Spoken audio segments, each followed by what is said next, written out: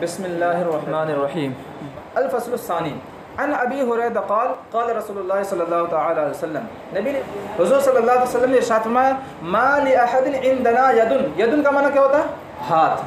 لیکن مراد یہاں پہ احسان، چونکہ ہاتھ ہی سے احسان کرتے ہیں، پیسہ دیتے ہیں وغیرہ وغیرہ. تو ہمارے نزدیک یعنی ہمارے اوپر کسی کا بھی احسان نہیں ہے الا وقد کافیناہ، مگر یہ کہ ہم نے اس کا احسان کا بدلہ دے دیا. جس نے بھی ہم پر احسان کیا ہم نے اس کا احسان کا بدلہ چکا دیا. ما خلا ابا بکر، سوائے ابو بکر کے. یعنی ابو بکر کا اتنا احسان ہے میرے اوپر کہ اس کا بدلہ ہم نے نہیں دیا بلکہ خود اللہ تبارک و تعالیٰ دے گا. فإن له عندنا يدا يكافئه الله بها يوم القيامة، کیونکہ حضرت ابو بکر کا ہمارے اوپر ایک ایسا احسان ہے کہ اللہ تبارک و تعالیٰ خود قیامت کے دن اسے اس کا بدلہ دے گا، اس احسان کا بدلہ دے گا. بات سمجھ میں آ گئی؟ یہاں پہ احسان کی کون سے احسان کی گفتگو ہو رہی ہے؟ احسان شخصی کی گفتگو ہو رہی ہے. اگر کسی نے فرداً مجھ پر کوئی احسان کیا، مجھ پر کوئی اچھا کام کیا تو میں نے فوراً اس کا بدلہ دے دیا. ٹھیک ہے، اجتماعی احسان کے بارے میں گفتگو نہیں ہو رہی ہے، ورنہ تو اجتماعی احسان کے بارے میں حضور صلی اللہ علیہ وسلم نے ارشاد فرمایا، مفہوم ہے کہ انصار کرام کا مجھ پر اتنا احسان ہے کہ اللہ تبارک و تعالیٰ قیامت کے دن انہیں اس کا بدلہ دے گا. تو انصار کرام کا جو یہ احسان ہے، مدینہ میں جگہ دینا، مدینہ میں ہاتھوں ہاتھ رکھنا، آنکھوں سر پر بٹھانا، یہ کیا ہے؟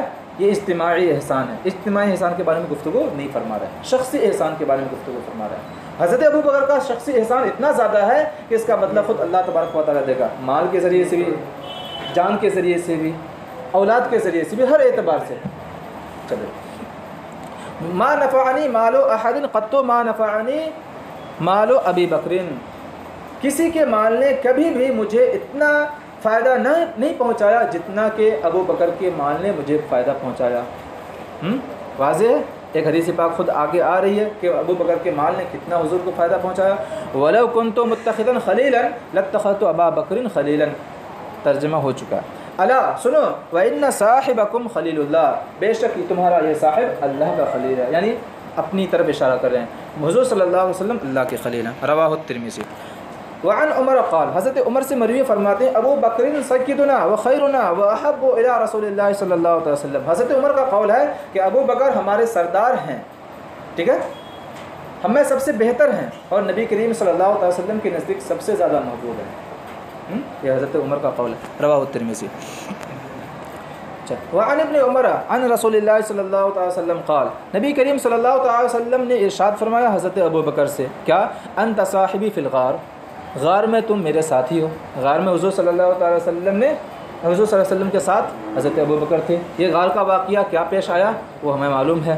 وصاحبی علی الحوض، اور حوض پر بھی تم میرے ساتھی ہو، یعنی حوض کوثر جس کا تذکرہ ہم ابھی پڑھ چکے ہیں، حوض کوثر میں بھی تم میرے ساتھ رہو گے اور وہاں پہ میری مدد کرو گے. رواہ الترمذی. وعن عائشہ قالت قال رسول اللہ صلی اللہ تعالی علیہ وسلم، نبی کریم صلی اللہ تعالی علیہ وسلم نے ارشاد فرمایا، یہ اس وقت کی حدیث پاک ہے، اس سے پہلے دیکھ لیجئے کہ جب حضور صلی اللہ علیہ وسلم بہت بیمار ہو چکے تھے، اٹھنے کے قابل نہیں تھے، تو حضور صلی اللہ علیہ وسلم نے ارشاد فرمایا، اے عائشہ ابو بکر سے جا کے کہہ دو کہ وہ نماز پڑھائے، امامت کرے. تو حضرت عائشہ نے عرض کیا، یا رسول اللہ صلی اللہ علیہ وسلم، حضرت عمر تو بہت نرم دل انسان ہیں، آپ کی جگہ پر کیسے کھڑے ہو سکتے ہیں؟ آپ کا مقام، آپ کا مصلح تو بہت عظیم ہیبت و جلال والا ہے، آپ کی جگہ پر یہ نرم دل والا انسان کیسے کھڑا ہو سکتا ہے؟ عمر کو کہہ دیجئے. ہاں، اس موقع پر حضور نے یہ ارشاد فرمایا. قال رسول اللہ صلی اللہ علیہ وسلم، نبی کریم صلی اللہ علیہ وسلم نے ارشاد فرمایا، لا ينبغي لقوم فيهم ابو بکر ان يؤمهم غيره، کہ اس قوم کے لیے مناسب نہیں ہے، جس قوم میں حضرت ابو بکر ہوں، کیا مناسب نہیں ہے کہ ابو بکر کے علاوہ ان کی امامت کرے. ہاں، تو یہاں سے اشارہ مل رہا ہے کہ میرے بعد جو جانشین ہوگا، میرے بعد جو امام بنے گا، وہ کون بنے گا؟ حضرت ابو بکر بنیں گے. تو جب دین کے معاملے میں حضور صلی اللہ علیہ وسلم اپنی زندگی میں امام بنا رہے ہیں تو دنیا کے معاملے میں کیوں نہیں امام ہو سکتے؟ دین تو دین سے اعلیٰ ہے نا. چلیے. وقال هذا حدیث غریب. وعن عمر قال، یہ واقعہ ہے بہت مشہور غزوہ تبوک کا واقعہ، جس میں حضرت ابو بکر نے سوچا تھا اپنے دل میں کہ آج تو میں حضرت ابو بکر پر سبقت لے کے جاؤں گا، آج میرے پاس اتنا زیادہ مال ہے. ہاں، حضرت ابو عمر نے کہا تھا اپنے دل میں کہ آج جو ہے میں حضرت ابو بکر پر سبقت لے جاؤں گا. میں کبھی سبقت نہیں لے جا سکا، آج میرے پاس ایک موقع ہے. وہ موقع کیا ہے کہ میرے پاس آج بہت زیادہ مال ہے اور حضور نے صدقہ کرنے کا حکم بھی دیا ہے. دیکھیے حضرت عمر سے مروی فرماتے ہیں امرنا رسول اللہ صلی اللہ تعالی علیہ وسلم ان نتصدق، حضور نے ہمیں صدقہ کرنے کا حکم دیا. ووافق ذلك عندي مالا، اور اتفاق سے کہ میرے پاس اس وقت مال تھا. وافقہ کا معنی اتفاق، اور حضور کا یہ حکم میرے پاس مال کے موافق ہو گیا، یعنی اتفاق سے کہ اس وقت میرے پاس کثرت کے ساتھ مال تھا. فقلت، تو میں نے کہا اپنے دل میں اليوم اسبق کیا اليوم اسبق ابا بکر ان سبقته یوما، اگر میں کسی دن ابو بکر پر سبقت کروں گا تو آج سبقت کر لے جاؤں گا. ٹھیک ہے. فقلت، اچھا قال، راوی کہتے ہیں یعنی حضرت عمر فرماتے ہیں فجئت بنصف مالی، میں آدھا مال لے کر بارگاہ رسالت میں حاضر ہوا. فقال رسول اللہ صلی اللہ تعالی وسلم، ارشاد فرمایا ما ابقیت لاہلک، اپنے گھر والوں کے لیے کیا چھوڑا ہے؟ فقلت مثلہ، میں نے عرض کیا اسی کی مثل، یعنی آدھا چھوڑا، آدھا لے کر حاضر ہوا ہوں. وأتى ابو بکر بكل ما عنده، اور حضرت ابو بکر سارا کا سارا مال لے کر حاضر ہوئے. فقال یا ابا بکر، ارشاد فرمایا اے ابو بکر ما ابقیت لاہلک، گھر والوں کے لیے کیا چھوڑا ہے؟ فقال، عرض کیا ابقیت لهم اللہ ورسولہ، میں نے ان کے لیے اللہ اور اس کا رسول چھوڑا. قلت، میں نے کہا، یعنی حضرت عمر فرما رہے ہیں میں نے کہا لا اسبقه الى شيء ابدا، میں کسی بھی فضیلت میں ان پر کبھی بھی سبقت نہیں کر سکتا. رواہ ترمذی و ابو داؤد. یہ واقعہ کب کا ہے؟ غزوہ تبوک کا ہے. اس وقت بہت تنگی کا عالم تھا. اس سے پہلے میں نے بتایا کہ عتیق اللہ حضرت ابو بکر کی کا لقب ہے. دیکھیے وعن عائشہ، حضرت عائشہ سے مروی ان ابا بکر دخل علی رسول اللہ صلی اللہ علیہ وسلم، حضرت ابو بکر رضی اللہ تعالی عنہ نبی کریم صلی اللہ علیہ وسلم کے پاس حاضر ہوئے. فقال، تو اللہ کے نبی نے ارشاد فرمایا انت عتیق اللہ من النار، آپ آگ سے اللہ کے آزاد کیے ہوئے ہیں، یعنی اللہ تبارک و تعالیٰ نے آپ کو جہنم سے آزاد کر دیا ہے. بس میں گئی. تو اس وجہ سے فیومئذ سمی عتیقا، اسی دن سے حضرت ابو بکر کا لقب عتیق پڑ گیا، عتیق اللہ. تو حضرت ابو بکر کو عتیق اللہ تو اس وجہ سے کہا جاتا کہ اللہ نے ان کو آگ سے آزاد کر دیا، جہنم سے. اچھا، اور دوسری وجہ یہ بھی ہو سکتی ہے کہ حضرت ابو بکر رضی اللہ تعالیٰ عنہ بے شمار غلاموں کو آزاد کیا تھا خرید کر اسلام میں، حضرت بلال اور زید بن حارثہ، بہت سارے غلاموں کو، اسی وجہ سے ان کو عتیق کہا جاتا ہے. پڑھ لیں، پوری کر دیں. وعن ابن عمر قال رسول اللہ صلی اللہ تعالی علیہ وسلم، نبی کریم صلی اللہ تعالی علیہ وسلم نے ارشاد فرمایا حدیث پاک میں کہ جب قیامت کا منظر ہوگا، قیامت کے لیے جمع کیا جائے گا محشر کی طرف، تو سب سے پہلے کون اٹھیں گے؟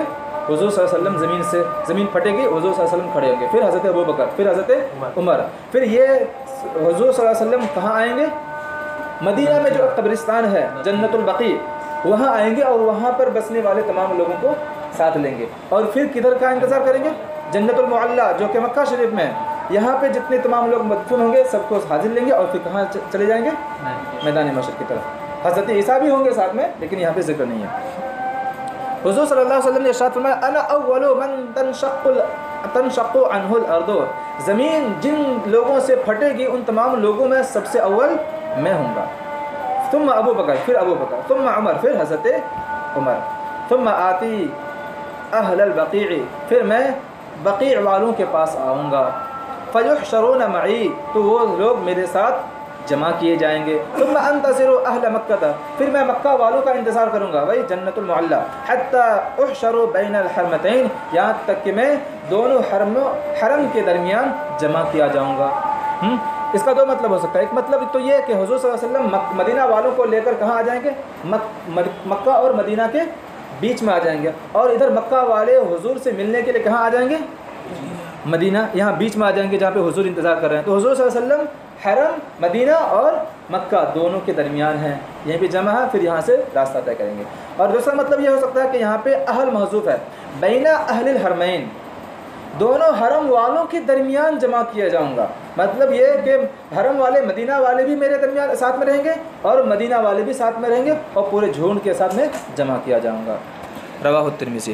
وعن ابی ہریرہ قال قال رسول اللہ صلی اللہ تعالی وسلم، حضور نے ارشاد میں اتانی جبرائیل، میرے پاس حضرت جبرائیل آئے، فاخذ بیدی، میرا ہاتھ پکڑا، فارانی باب الجنت الذی یدخل منہ امتی، تو انہوں نے مجھے جنت کا وہ دروازہ دکھایا جس دروازے سے میری امت جنت میں داخل ہوگی۔ فقال ابو بکر، حضرت ابو بکر نے ارشاد فرمایا، یا رسول اللہ صلی اللہ علیہ وسلم، وددت انی کنت معک حتی انظر الیہ، میں چاہتا ہوں کہ میں بھی آپ کے ساتھ رہوں تاکہ اس دروازے کو دیکھ لوں۔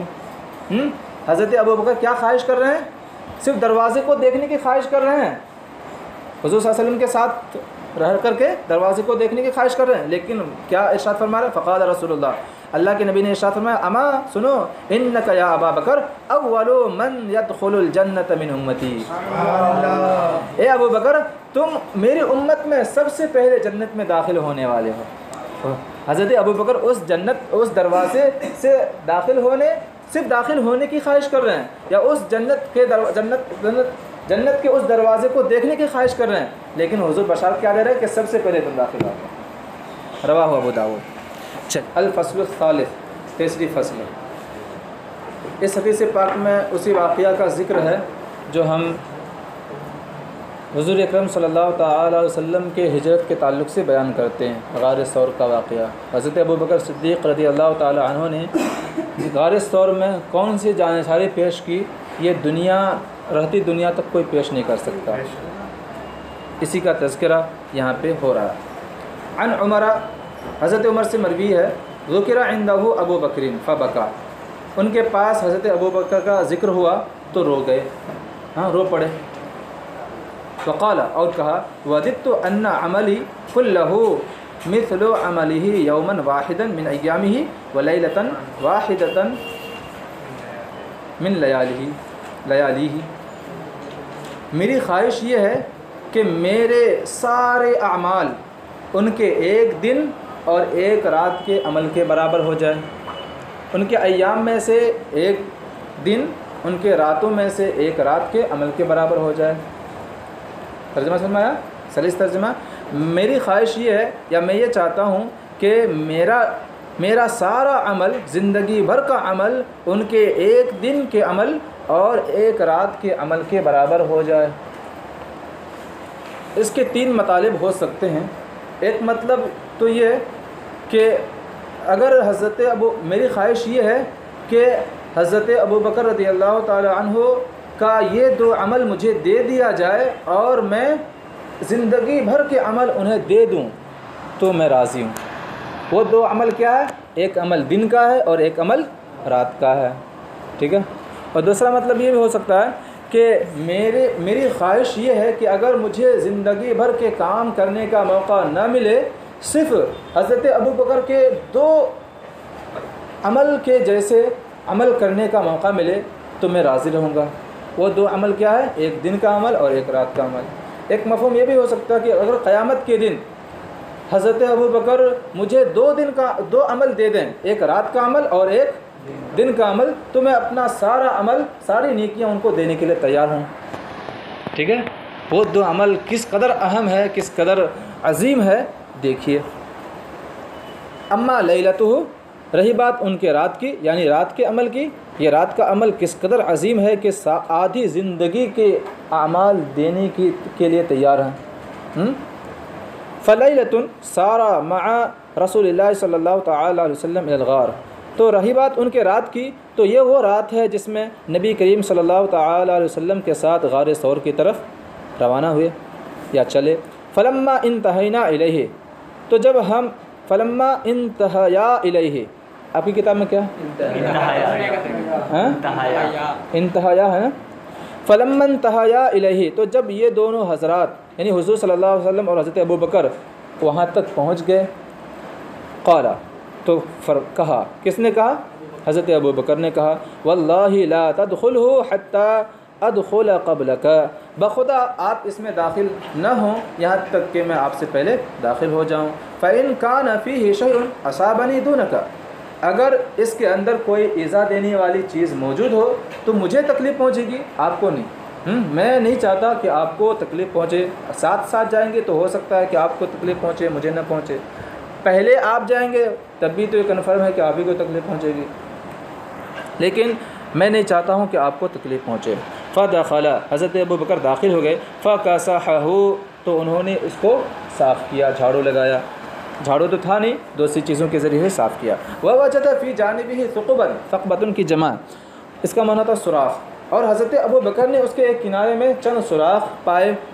فشق ازارہ وسدھا بہ، ازار کہتے ہیں وہ کپڑا جو ناف سے نیچے پہنا جاتا ہے، پاجامہ، لنگی، یہ سارے سب شامل ہے۔ تو حضرت ابوبکر نے اپنا ازار پھاڑ دیا، وسدھا بہ، اور ان کپڑوں سے اس کو بھر دیا، سوراخوں کو بند کر دیا۔ اس کا یہ مطلب نہیں کہ اب وہ بے ستر ہو گئے، ستر کے مطابق وہ کپڑے پہنے ہوئے تھے، اس کے علاوہ جو زائد کپڑے تھے، جو ستر سے باہر کپڑے تھے، مثال کے طور پر ٹخنے سے نیچے یا یہ کہ یہاں سے اوپر جو کپڑے تھے، ان کو پھاڑ دیا اور ان کپڑوں سے ان دروازوں کو بند کر دیا، یعنی سوراخوں کو بند کر دیا۔ وبقی منہا اثنان فالقمہما رجلیہ، لیکن ان میں سے 2 سوراخ باقی رہ گئے، تو حضرت ابوبکر صدیق نے اپنے دونوں پاؤں کو وہاں پر ڈال دیا، پاؤں سے دروازوں کو یعنی سوراخوں کو بند کر دیا۔ ثم قال لرسول اللہ صلی اللہ تعالی علیہ وسلم ادخل، پھر نبی کریم صلی اللہ تعالی علیہ وسلم سے عرض کیا تشریف لائیے۔ فدخل رسول اللہ صلی اللہ تعالی علیہ وسلم، حضور داخل ہوئے، ووضع رأسہ فی حجرہ او فی حجری، دونوں عبارت ہے نا، حجر کا معنی ہوتا ہے گود، تو نبی کریم صلی اللہ تعالی علیہ وسلم نے اپنا سر اقدس ان کے گود مبارک میں رکھ دیا، وناما، اور حضور نیند میں چلے گئے، سو گئے۔ فلدغ ابو بکر فی رجلہ من الجحر، جحر کا معنی ہوتا ہے سوراخ، تو ایک نقطے کی وجہ سے کتنا فرق ہو گیا نا۔ تو حضرت ابو بکر کے پاؤں میں سوراخ کی جانب سے ڈس دیا گیا، یعنی حضرت ابو بکر کے پاؤں میں سوراخ سے کسی چیز نے ڈس دیا۔ دوسری روایتوں میں آتا ہے کہ ایک سانپ تھا وہاں پر، اس سانپ نے ڈس دیا۔ بیان کیا جاتا ہے کہ یہ سانپ بہت زمانے سے حضور صلی اللہ تعالی علیہ وسلم کے انتظار میں بیٹھا ہوا تھا، اس کو معلوم تھا کہ آپ یہاں پر تشریف لائیں گے۔ جب یہ وقت آیا تو حضرت ابوبکر نے دیکھا کہ سوراخ تو بند ہے، حضرت ابوبکر نے سوراخ کو بند کر دیا، تو سانپ آنے کی کوشش کی تو دیکھا کہ سوراخ بند ہے۔ البتہ وہ 2 سوراخ جن میں حضرت ابوبکر نے پاؤں رکھے تھے، ان دونوں سوراخوں میں ان کو نرم چیز لگی، تو اس نے دیکھا کہ یہ تو کپڑے نہیں ہیں، یہ کوئی اور ہی چیز ہے، تو انہوں نے اس کو ڈس دیا، سانپ نے اس کو ڈس دیا تاکہ باہر آئیں اور حضور کی زیارت کریں۔ لیکن حضرت ابوبکر نے کیا کیا؟ وَلَمْ يَتَحَرَّكْ مَخَافَةَ أَنْ يَنْتَبِهَ رسول اللہ صلی اللہ علیہ وسلم، لیکن حضرت ابوبکر نے حرکت بھی نہیں کی اس خوف سے کہ کہیں حضور صلی اللہ تعالی علیہ وسلم بیدار نہ ہو جائیں۔ حضور کی نیند اتنی محبوب تھی کہ اپنی جان گوا دینے پر راضی ہو گئے، لیکن نیند کو خلل نہیں دیا۔ یہی حال حضرت علی رضی اللہ تعالیٰ عنہ کے ساتھ پیش آیا، عصر کی نماز جا رہی تھی اور حضور صلی اللہ علیہ وسلم کو بیدار کرنا گوارا نہیں کیا۔ فسقطت دموعه على وجه رسول اللہ صلی اللہ تعالی علیہ وسلم، نبی کریم صلی اللہ تعالی علیہ وسلم کے چہرے پر ان کے آنسو گر پڑے، چونکہ حرکت نہیں کی، لیکن زہر اس قدر سخت تھا، اور یہ بھی مشہور ہے کہ عرب کے جو سانپ ہوتے ہیں ان کے اندر زہر بہت زیادہ ہوتا ہے، تو زہر بہت زیادہ سخت تھا، تکلیف اور درد برداشت نہیں کر سکے، اور آنکھ سے آنسو خود بخود نکل پڑے، اور نکلنے کی وجہ سے کیا ہو گئے؟ آنسو حضور صلی اللہ علیہ وسلم کے چہرے انور پر گر پڑے۔ فقال، اس کی وجہ سے حضور کی آنکھ کھل گئی، بیدار ہو گئے۔ ما لک یا ابا بکر، اے ابو بکر کیا ہو گیا؟ قال، عرض کیا، لدیق، تو میں ڈس دیا گیا، مجھے سانپ نے ڈس لیا۔ فداک ابی و امی، میرے ماں باپ آپ پر قربان، میری جان کیا، اگر میرے والدین کو بھی آپ کی جان پر، آپ کی نیند پر اور آپ کی ایک ادنا راحت پر قربان کرنے کی ضرورت پیش آئے تو میں سب کچھ قربان کرنے کے لیے تیار ہوں۔ فتفل رسول اللہ صلی اللہ تعالی علیہ وسلم، نبی کریم صلی اللہ تعالی وسلم نے تھوکا اور لعاب دہن لگا دیا۔ فذهب ما يجده، تو وہ چیز چلی گئی جو وہ پاتے تھے، یعنی جو تکلیف درد محسوس کرتے تھے یہ ختم ہو گیا۔ ثم انتقد علیہ، یہ اور تکلیف تو ختم ہو گئی، لیکن جب حضرت ابو بکر رضی اللہ تعالی عنہ کا آخری زمانہ آیا، مدت خلافت کا جب آخری زمانہ آیا، تو یہ درد اور تکلیف، یہ زہر پھر لوٹ آیا، اور اسی کی وجہ سے آپ کی وفات ہو گئی۔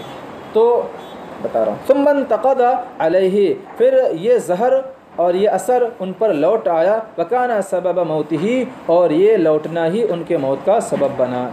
یہ بھی کیا اللہ تبارک و تعالیٰ کی حکمت ہے کہ اللہ کے نبی صلی اللہ علیہ وسلم کے لعاب دہن میں شفا تھی، اور شفا بھی ایسی کہ پوری زندگی بھر جیتے رہے، لیکن چونکہ حضرت صدیق اکبر رضی اللہ تعالیٰ عنہ کو اعلیٰ درجے کی موت دینا تھا، شہادت کی موت ایک اہم موت ہے، بہت بڑی موت ہے، تو اللہ تبارک و تعالیٰ نے اس زہر کو واپس کر دیا، اور پھر اسی زہر کی وجہ سے ان کی وفات ہوئی، تو شہادت کا بھی مقام مل گیا۔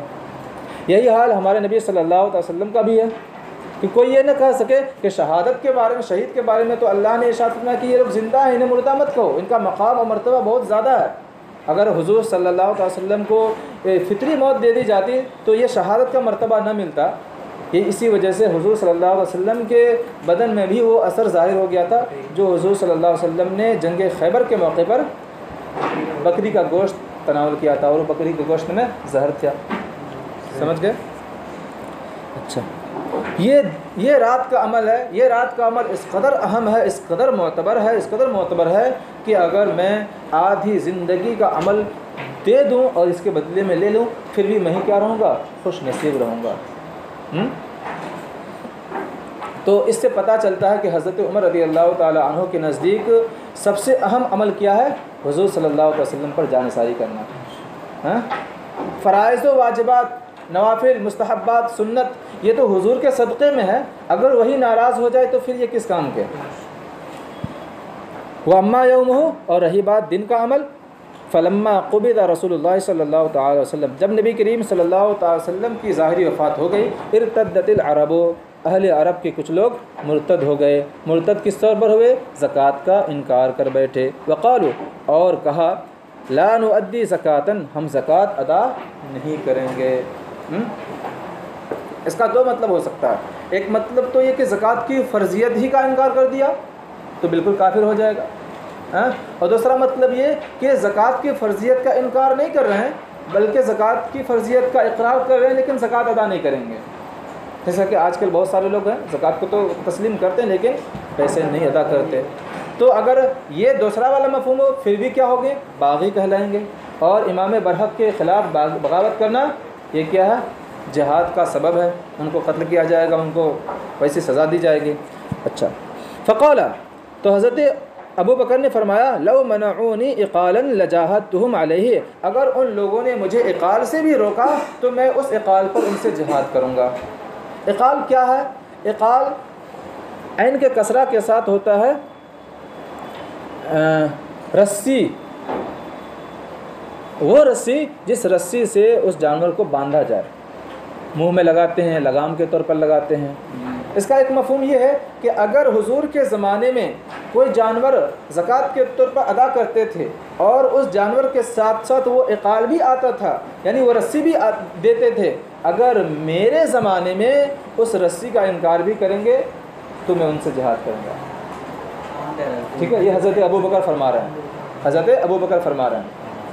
اور اس کا دوسرا مطلب یہ ہے کہ مجازی معنی، اگر حضور صلی اللہ علیہ وسلم کے زمانے میں ایک رسی کے برابر بھی کوئی بھی چیز زکوٰۃ کے طور پر ادا کرتے تھے، اگر وہ اس چیز کو روک دیں میرے زمانے میں زکوٰۃ کے طور پر ادا نہ کریں تو میں ان سے جہاد کروں گا۔ یہاں پہ کیا ہو جائے گا؟ مجازی معنی۔ اور اس کا ایک دوسرا معنی ہوتا ہے بکری کا بچہ، تو اس اعتبار سے مطلب یہ ہوگا کہ اگر وہ حضور کے زمانے میں بکری کا بچہ بھی زکوٰۃ میں ادا کرتے تھے، میرے زمانے میں اگر ادا نہیں کریں گے تو میں ان سے جہاد کروں گا۔ کس نے کہا یہ؟ حضرت ابو بکر نے۔ فقلت، تو حضرت عمر فرما رہے ہیں، میں نے عرض کیا، میں نے کہا، یا خلیفۃ رسول اللہ صلی اللہ علیہ وسلم، اے اللہ کے نبی صلی اللہ علیہ وسلم کے خلیفہ، تعلف الناس، لوگوں کے ساتھ اچھائی کریں، نرمی کریں، ورفق بہم، ان کے ساتھ آسانی کریں۔ صرف حضرت عمر ہی نہیں کہا تھا، صرف حضرت عمر نے ہی نہیں کہا تھا بلکہ حضرت عمر نے کہا، لیکن حضرت ابو بکر نے فرمایا نہیں، میں نہیں رکوں گا، میں ان کے خلاف جنگ کروں گا۔ پھر حضرت عمر کے ساتھ ساتھ اور بھی دیگر صحابہ کرام نے بھی کہا کہ ابھی نیا معاملہ ہے، ابھی حضور صلی اللہ علیہ وسلم کا ابھی بہت ہی زیادہ دن گئے ہوئے نہیں ہوا، اگر ایسا آپ اتنی زیادہ سختی کریں گے تو پھر کیا معاملہ ہوگا؟ سارے اہل عرب پھر جائیں گے اسلام سے۔ تو حضرت ابو بکر نے فرمایا پھرے چاہے کچھ بھی ہو، یہ اسلام کا حکم ہے، میں اس سے باز نہیں رہوں گا، میں اس پر عمل کروں گا۔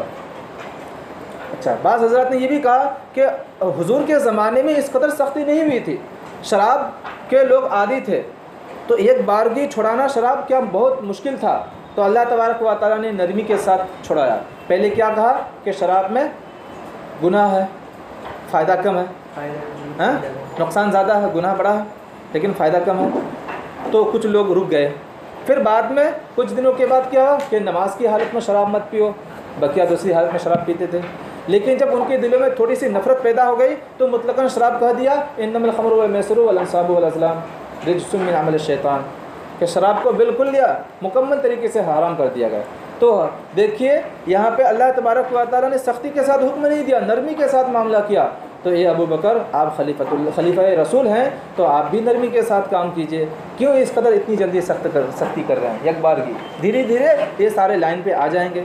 لیکن کیا ہوا؟ فقال علی، تو حضرت ابو بکر نے فرمایا مجھ سے اجبار فی الجاہلیت وخوار فی الاسلام، کیا تم زمانے جاہلیت میں سخت تھے اور ابھی بزدل بن چکے ہو، نرم ہو چکے ہو؟ یعنی زمانے جاہلیت میں تمہارا تو بہت چرچا تھا کہ بہت سخت دل ہیں، بہت بہادر ہیں، اور اپنی بہن کو بھی قتل کرنے کے لیے آ گئے تھے، اپنی بہنی کو بھی قتل کرنے کے لیے آ گئے تھے، لیکن اب تمہارا معاملہ یہ ہے کہ اس قدر نرمی کر رہے ہو، اس قدر بزدل ہو گئے ہو اسلام میں آنے کے بعد؟ کیا معاملہ ہے؟ انقطع الوحی وتم الدین، بے شک وحی کا سلسلہ ختم ہو چکا ہے اور دین کامل ہو چکا ہے۔ اینقص وانا حی، کیا دین میں کمی ہوگی اس حال میں کہ میں زندہ رہوں؟ میرے زندہ رہتے ہوئے دین میں کمی ہوگی، میں اسے برداشت نہیں کروں گا، ٹھیک ہے؟ ہاں، میرے چلے جانے کے بعد دین میں کیا ہوگا وہ اللہ محافظ ہے۔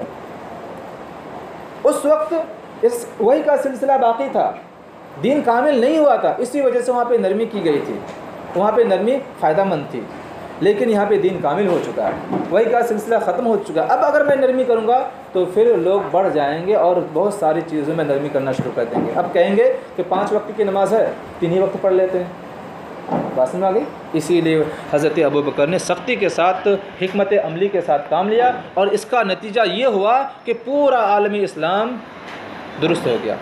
کچھ جو مرتد تھے وہ تو کچھ حضرات تو وہ قتل ہو گئے مرتد ہونے کی حالت میں، اور پھر بہت سارے لوگوں نے پھر دوبارہ اسلام قبول کیا، اور یہیں سے اسلام کے بڑھنے کا سبب پیدا ہو گیا، بس میں آ گئی۔ اور پھر جب اسلام یہاں سے بڑھنا شروع ہوا تو کبھی بھی پیچھے نہیں ہٹا۔ تو یہ دن کا عمل ایسا ہے کہ حضرت عمر فرما رہے ہیں کہ مگر آدھی عمر کا عمل ان کے بدلے میں لے لوں تب بھی میں فائدے میں رہوں گا، مجھے نقصان نہیں ہوگا۔ رواہ زرین۔ ہاں کس کا؟ فبکا، اس کے بعد کیا؟ ہاں وددت ان عملی کلہ، میں چاہتا ہوں کہ میرا عمل کلہ پوری زندگی کا عمل کس کی طرح ہو جائے؟